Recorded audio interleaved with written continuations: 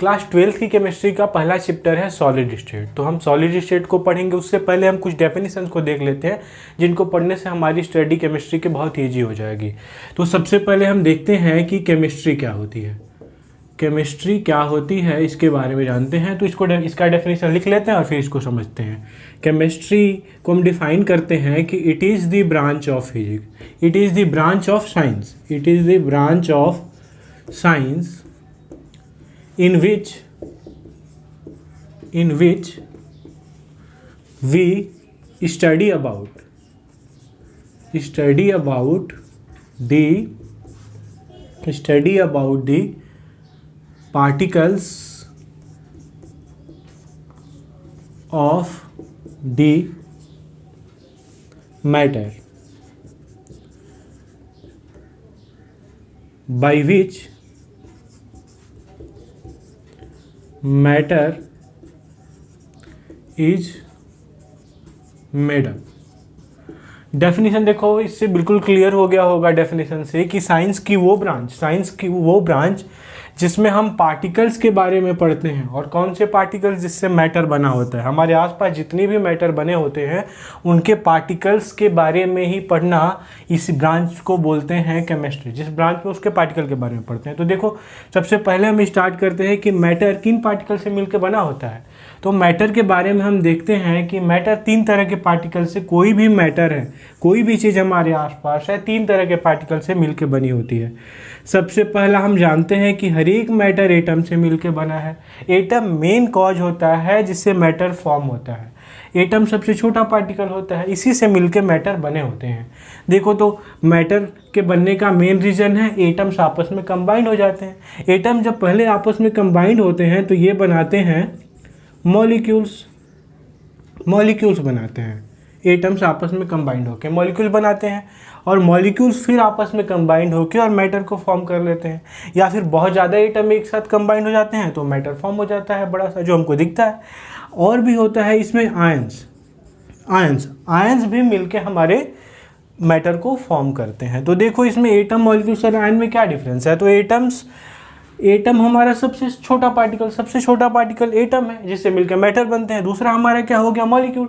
तो एटम जब आपस में ग्रुपिंग कर लेते हैं, ग्रुप बना लेते हैं, छोटा छोटा ग्रुप बना लेते हैं, तो उसको हम बोलते हैं मॉलिक्यूल। अब एक ग्रुप क्यों बनाते हैं, कैसे बनाते हैं, अभी हम जानेंगे सारी चीज़ें।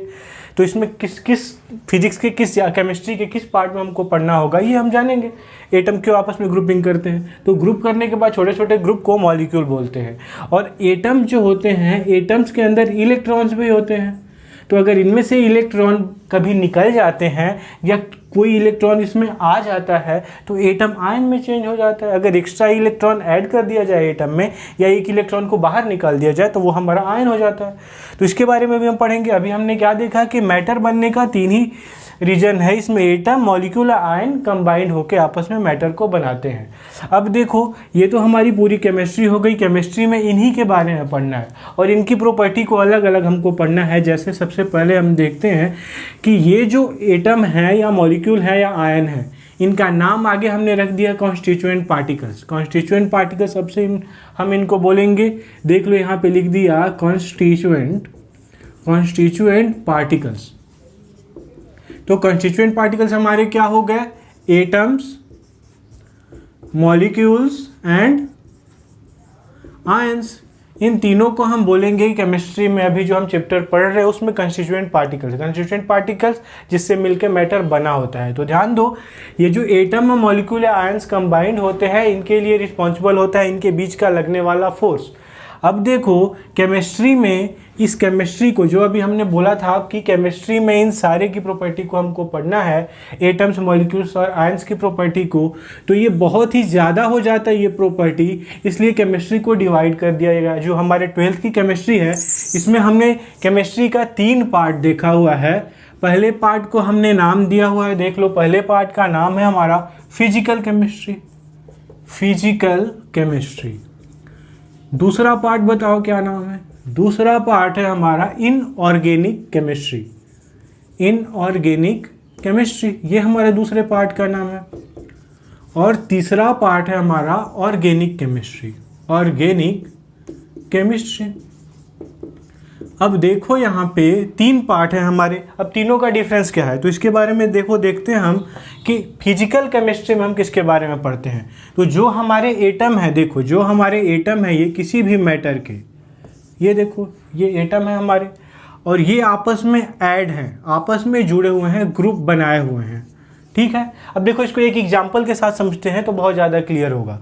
जैसे हम वाटर को लेते हैं, वाटर को लिया, वाटर किस फॉर्म में होता है तो तीनों फॉर्म को ये शो करता है, लिक्विड, सॉलिड और गैस। अब ध्यान दो, हमने ये लिक्विड, ये सॉलिड के फॉर्म में वाटर क्यों होता है तो सॉलिड के फॉर्म में इसलिए होता है क्योंकि इसके पार्टिकल्स बहुत पास पास जब आ जाते हैं तो ये सॉलिड के फॉर्म में हो जाता है। लिक्विड के फॉर्म में कब होता है तो जब थोड़ा सा टेम्परेचर इसको ज़्यादा मिलता है तो इसके जो पार्टिकल्स हैं थोड़े से दूर दूर हो जाते हैं तो ये लिक्विड के फॉर्म में आ जाता है। गैस के फॉर्म में कब होता है तो जब इसके पार्टिकल बहुत दूर दूर हो जाते हैं, इनको एनर्जी मिल जाती है तो ये गैस बन जाता है। तो ध्यान दो, फिजिकल केमिस्ट्री में हम ये पढ़ेंगे कि जो वाटर का एक एग्जांपल मैं लेता हूँ यहाँ पे, तो वाटर 3 स्टेट में पाया जाता है, लिक्विड, सॉलिड और गैस।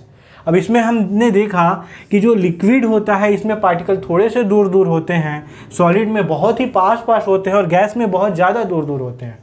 तो इस चीज़ को हम फिजिकल केमिस्ट्री में बाहर से देख के इसको हम पढ़ेंगे। लेकिन अब रही इनऑर्गेनिक केमिस्ट्री, इनऑर्गेनिक केमिस्ट्री में हम क्या पढ़ेंगे तो अभी देखो ये जो एटम्स थे, ये जो मॉलिक्यूल्स थे वाटर के, इसके बारे में हम पढ़ रहे थे लेकिन बाहर से पढ़ रहे थे कि इसके बीच फोर्स लगता है। सॉलिड में एटम्स के बीच या मॉलिक्यूल्स के बीच ज़्यादा फोर्स लगता है इसलिए वो पास पास होते हैं, लिक्विड में थोड़ा सा और कम फोर्स लगता है इसलिए थोड़ा दूरी दूरी पे होते हैं और गैस में बिल्कुल कम फोर्स लगता है इस वजह से ज़्यादा दूर दूर पे हो जाते हैं। अब यहाँ पे हमको ये नहीं पढ़ना कि यहाँ पे ये दूर दूर होते हैं या पास पास होते हैं। यहाँ पे इनऑर्गेनिक केमिस्ट्री में हम ये पढ़ते हैं कि ये क्यों दूर दूर होते हैं, तो इसका रीज़न क्या है, दूर होने का या पास होने का क्या रीज़न है, इसके बारे में पढ़ते हैं। तो इसके बारे में पढ़ने के लिए हमको एटम के अंदर जाना होगा। एटम के अंदर हमारे इलेक्ट्रॉन होते हैं, देखो ये इलेक्ट्रॉन इसके चारों तरफ चक्कर लगाते रहते हैं और बीच में प्रोटॉन होते हैं। अब देखो इनके लास्ट, देखो ये जो एटम होता है इसमें लेयर वाइज इलेक्ट्रॉन होते हैं। जैसे ये लेयर, न्यूक्लियस के बाहर एक लेयर होती है, इस लेयर को हम सेल बोलते हैं, इसके बाहर एक और लेयर होती है, इसको भी सेल बोलते हैं। तो सेल का कॉन्सेप्ट हमने पढ़ चुका है कि लेयर में इलेक्ट्रॉन हमारे भरे होते हैं, हर एक लेयरिंग में इलेक्ट्रॉन होते हैं और इनको हम सेल नाम देते हैं। अब ध्यान दो कि जो सेल है इनमें 8 इलेक्ट्रॉन होने चाहिए, 8 इलेक्ट्रॉन होने चाहिए। नेचर ने बोला है जब तक हर एक सेल में 8 इलेक्ट्रॉन नहीं हो जाते तब तक ये एटम ही स्टेबल नहीं रह पाएगा, ये नेचर का लॉ है। अब इनको देखो, अगर कोई ऐसा एटम है जिनके लास्ट सेल में 8 इलेक्ट्रॉन नहीं है तो वो क्या करेगा, किसी दूसरे एटम के साथ, दूसरे एटम के लास्ट सेल वाले इलेक्ट्रॉन को वो अपनी तरफ खींचेगा इसका न्यूक्लियस, क्योंकि ये अपने 8 इलेक्ट्रॉन को पूरा कर ले और इस इलेक्ट्रॉन को ये लेके पूरा कर लेगा तो आपस में ये ज्वाइंट हो जाएगा। अब ध्यान दो, इसका न्यूक्लियस इसके इलेक्ट्रॉन को खींच रहा है, अपनी तरफ खींच रहा है। अब जितने फोर्स से खींचेगा उतनी तेजी से ये इसके साथ चिपकेगा। समझ में आ रही है बात कि यहाँ पे ये न्यूक्लियस है और ये इलेक्ट्रॉन है दूसरे एटम का, ये इसको लेना है क्योंकि इसको अपने सेल में 8 इलेक्ट्रॉन को कंप्लीट करना है। तो ये इसके इलेक्ट्रॉन को अपनी तरफ खींच रहा है। अब इलेक्ट्रॉन को अपनी तरफ खींच रहा है, इसके लिए ये इस पर फोर्स लगा रहा है। फोर्स लगा रहा है तो जितने जोर से फोर्स लगाएगा उतना तेजी से, उतने पास आके ये इसके साथ चिपक जाएगा। अगर इनके बीच का फोर्स अगर कम हो थोड़ा सा तो थोड़ा दूर हो जाएंगे, अगर बहुत कम है तो और ज़्यादा दूर हो जाएंगे। तो ये हम जो पढ़ते हैं ये सारी चीज़ें किस पे डिपेंड करती है, तो एटम के शेप पे डिपेंड करती है। एटम में कितने इलेक्ट्रॉन है, कितने प्रोटॉन प्रेजेंट हैं, इस पे डिपेंड करती है कि कब मॉलिक्यूल में जो एटम्स है वो पास पास रहेंगे या मॉलिक्यूल्स पास पास रहेंगे और कब दूर दूर होंगे। तो ये इंटरनल चीज़ें जिस ब्रांच में पढ़ते हैं उसको हम इनऑर्गेनिक केमिस्ट्री बोलते हैं। और ऑर्गेनिक केमिस्ट्री हमारी क्या होती है, तो नेचुरल चीज़ों के बारे में, जो भी नेचर से हमको नेचुरल चीज़ें मिलती है इसके बारे में हम पढ़ते हैं, तो इसको हम ऑर्गेनिक केमिस्ट्री में पढ़ते हैं। हाँ, नेचर से जो चीज़ें हमको मिलती है, नेचर के बारे में, नेचर से मिलने वाली चीज़ों के बारे में पढ़ते हैं ऑर्गेनिक केमिस्ट्री। अब नेचर में सबसे ज़्यादा हमको क्या मिलता है, कार्बन। तो कार्बन कंपाउंड के बारे में हम बोल सकते हैं कि ऑर्गेनिक केमिस्ट्री में पढ़ते हैं। जिस भी कंपाउंड में, जिस भी चीज़ में कार्बन प्रेजेंट रहता है उसके बारे में हम स्टडी करते हैं ऑर्गेनिक केमिस्ट्री में। तो ये हमारे केमिस्ट्री के 3 ठो पार्ट हो गए। फिजिकल केमिस्ट्री सिर्फ बाहर बाहर पढ़ना है कि इसमें कम फोर्स लगता है, ज़्यादा फोर्स, उसका रीजन नहीं बताना कि क्यों लगता है, क्यों होता है, इसमें एटम पास होते हैं, दूर होते हैं, ये सारी चीज़ें। इसमें इनऑर्गेनिक केमिस्ट्री में हम रीजन बताते हैं, और ऑर्गेनिक केमिस्ट्री में नेचर से रिलेटेड जो हमारे कार्बन कंपाउंड है इसके बारे में पढ़ते हैं। तो ये 3 चीज़ें हो गई। अब चलो हम आते हैं अपने टॉपिक पे, मेन टॉपिक पे। इस चैप्टर का नाम है सॉलिड। तो सॉलिड हमारा, सॉलिड स्टेट जो हमारा है ये फिजिकल केमिस्ट्री में आता है, फिजिकल केमिस्ट्री में आता है। तो इसमें सबसे अच्छी बात ये है हमको कि इसमें सिर्फ बाहर बाहर से हमको पढ़ना है, ये रीजन नहीं बताना हमको कि इसमें कौन सा, क्यों फोर्स लगता है, क्यों एटम दूर दूर होते हैं, क्यों उनके बीच स्पेस ज़्यादा होता है। तो चैप्टर का नाम है हमारा सॉलिड स्टेट। अब ध्यान दो, मैटर हमने 3 तरह से क्लासीफाई किए हुए थे, सॉलिड, लिक्विड और गैस। तो सॉलिड के बारे में सिर्फ पढ़ना है, लिक्विड और गैस के बारे में नहीं पढ़ना। तो सॉलिड की कुछ प्रॉपर्टी लिख लेते हैं जिससे उसका डेफिनेशन भी बन जाएगा, प्रॉपर्टी को मिला देंगे। तो सॉलिड की पहली प्रॉपर्टी होती है कि solids have definite shape and size. ये सॉलिड का हमारा पहला पॉइंट होता है कि सॉलिड का जो शेप और साइज डेफिनिट होता है, होगा ही, क्योंकि इसमें पार्टिकल बहुत पास पास होते हैं तो इनके बीच का फोर्स बहुत ज़्यादा होता है। अभी हम लिखेंगे दूसरे पॉइंट में, और फोर्स बहुत ज़्यादा होता है तो इनके शेप और साइज को चेंज नहीं किया जा सकता। समझ में आ रही है बात? इसमें पार्टिकल बहुत ही पास होते हैं सॉलिड में। अब देखो दूसरा पॉइंट हम यहाँ पे लिखते हैं, सेकेंड पॉइंट लिखते हैं, सॉलिड हैव डेफिनिट। तो इसमें लिख देंगे कि सॉलिड द एटम्स, इसको ऐसे लिखते हैं, the constituent particles are closely packed मतलब बहुत ही पास होते हैं हमारे। तो ये हमारा सेकंड क्वालिटी हो गया। अब ध्यान दो, थर्ड इसमें हम लिखते हैं प्रॉपर्टी इसकी, सॉलिड की थर्ड प्रॉपर्टी लिखते हैं कि इसमें जो सॉलिड में जो पार्टिकल होते हैं इनके बीच का इंटरमॉलिक्यूलर फोर्स होता है वो होता है हाई, और इसके बीच का जो इंटरमॉलिक्यूलर स्पेस होता है ये होता है हमारा बहुत ही कम या निग्लिजिबल। तो लिख दोगे in solid intermolecular force, IMF का मतलब है इंटरमॉलिक्यूलर फोर्स। देख लो ये इंटरमॉलिक्यूलर फोर्स मतलब क्या, जो सॉलिड के मैटर में, जो मैटर है सॉलिड जिससे बना हुआ है उसमें जो मॉलिक्यूल्स हैं उनके बीच फोर्स लग रहा है, और वो फोर्स बहुत ही ज़्यादा लगता है, ये हम जानते हैं, तभी तो सॉलिड बनता है। और इंटरमॉलिक्यूलर स्पेस, जो इनके बीच का डिस्टेंस होता है, फोर्स ज़्यादा रहेगा तो डिस्टेंस कम हो जाएगा। तो in solid IMF, intermolecular force are high and IMS are negligible. IMS मतलब इंटरमॉलिक्यूलर स्पेस। तो ये सॉलिड की तीसरी प्रॉपर्टी हो गई।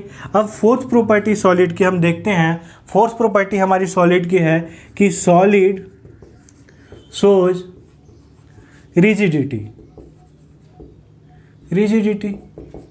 ये सॉलिड की हमारी प्रॉपर्टी है। तो ध्यान दो, सॉलिड हमारा रिजिडिटी शो करता है। रिजिडिटी क्या होती है? तो ध्यान दो कि अगर किसी भी चीज़ को अगर एक हमने ये सॉलिड लिया, ये मार्कर हमारे पास है, अगर हम इसको ब्रेक करेंगे तो क्या इजीली ब्रेक हो जाएगा? क्या इसका शेप चेंज हो जाएगा? तो आंसर है नहीं होगा। तो ये जो प्रॉपर्टी है वो सॉलिड में होती है कि वो अपने शेप को चेंज करना नहीं चाहता, और इस प्रॉपर्टी को ही हम बोलते हैं रिजिडिटी। कोई भी सॉलिड अपने शेप को इजीली चेंज नहीं करता, और इस प्रॉपर्टी को हम बोलते हैं रिजिडिटी। तो ये हमारी सॉलिड की एक और प्रॉपर्टी हो गई। अब देखो फोर्थ हमारी फिफ्थ प्रॉपर्टी देखते हैं इसमें कि solid have high melting point.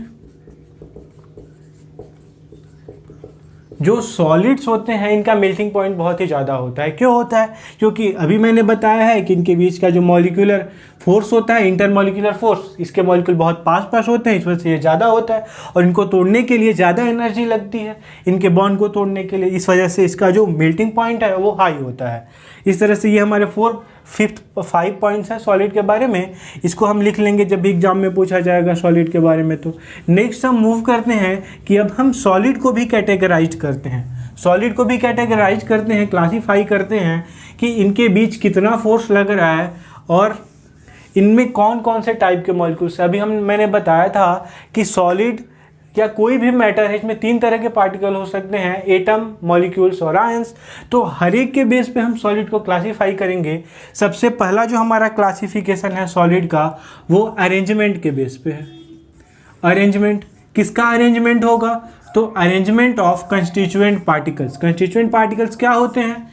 Atoms, molecules और आयंस, सभी को हम कंस्टिट्यूएंट पार्टिकल, जिससे मिलकर मैटर बनता है, सॉलिड बनता है।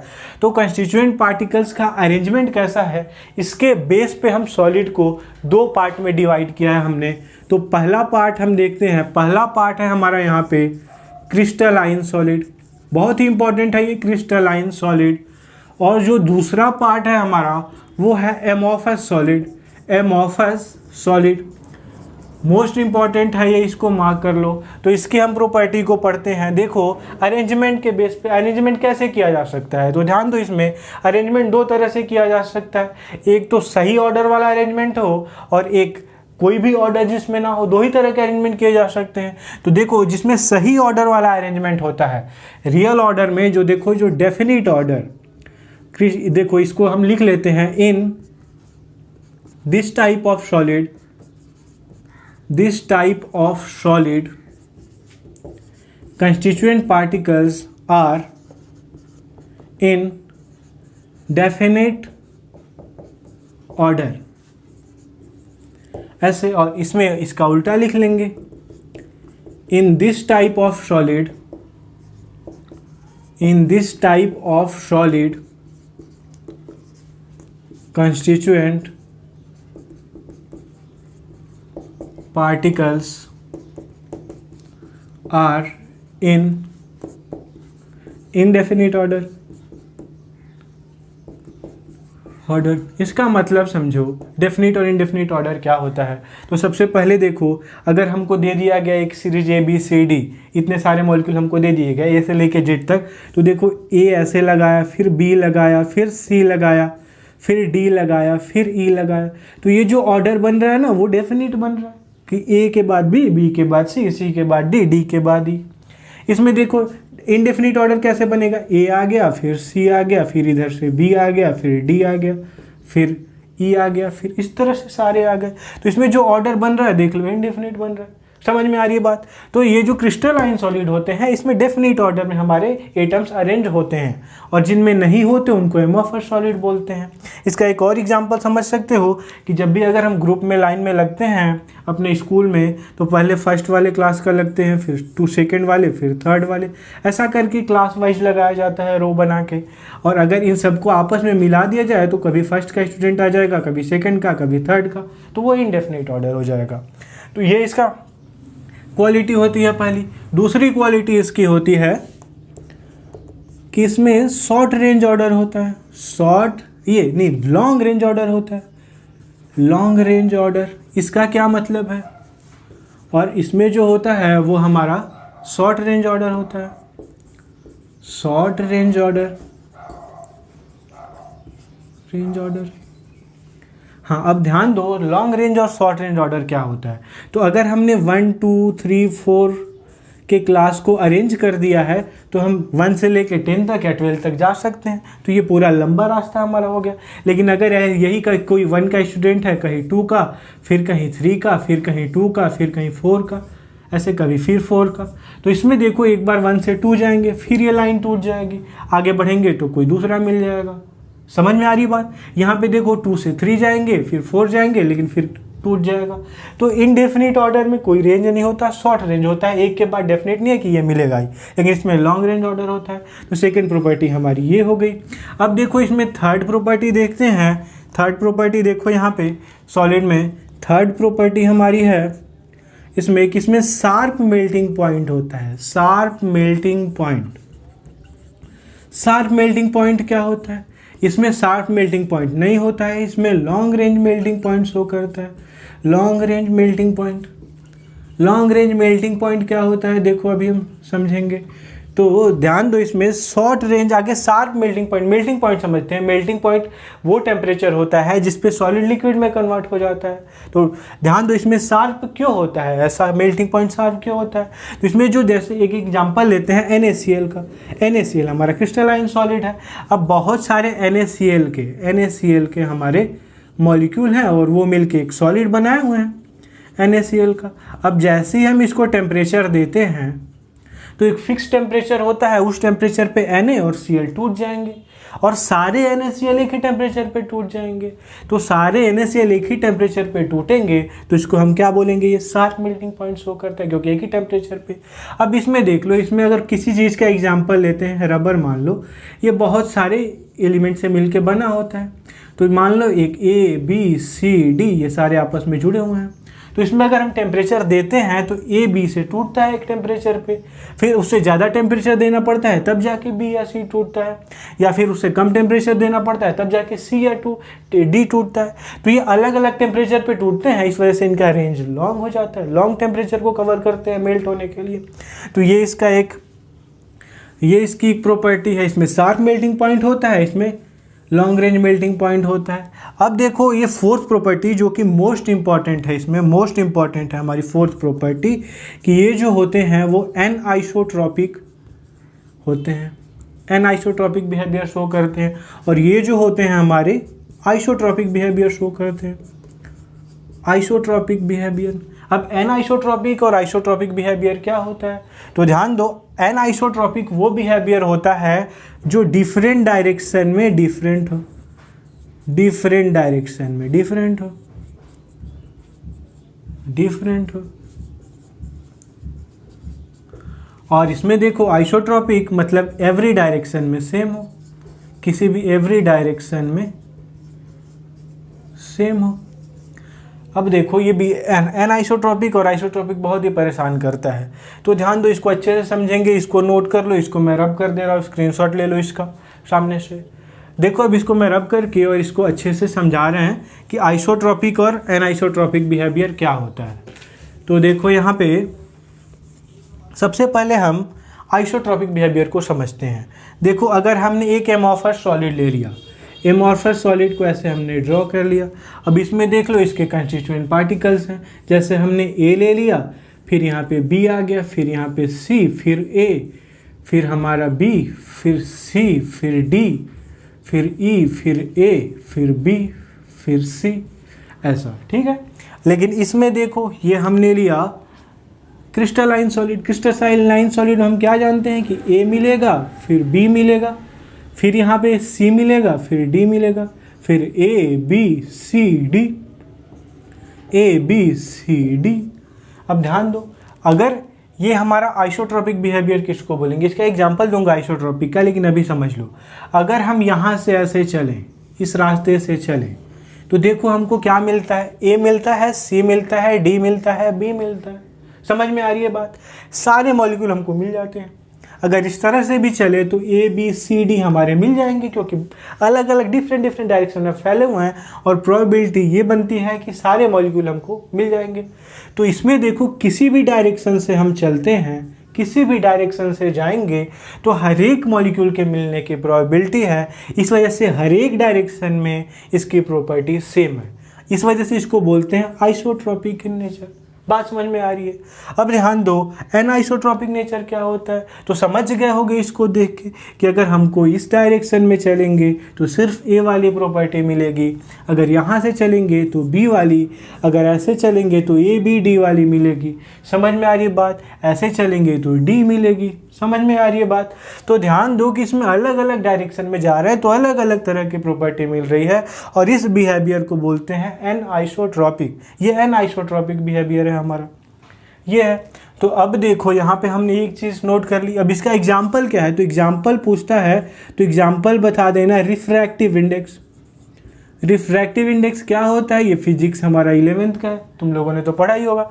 तो रिफ्रैक्टिव इंडेक्स लाइट को कोई भी मैटर लाइट को कितना मोड़ता है उसको बोलते हैं रिफ्रैक्टिव इंडेक्स, मोड़ने की एबिलिटी। तो इसके मोड़ने की एबिलिटी अलग है। अगर लाइट को इधर से लाया जाए तो ये अलग तरीके से मोड़ेगा, ये अलग तरीके से मोड़ेगा, क्योंकि अलग अलग एटम है, अलग अलग इनका नेचर है। और इसमें देखो कहीं से भी लाइट जाएगी तो हर एक मॉलिक्यूल से होके गुजरेगी। तो सारे मॉलिक्यूल्स के मिलने के बाद यहाँ से जो लाइट जाएगी यहाँ पे सभी मॉलिक्यूल से होके निकलेगी, यहाँ से जो जाएगी यहाँ से सभी मॉलिक्यूल से।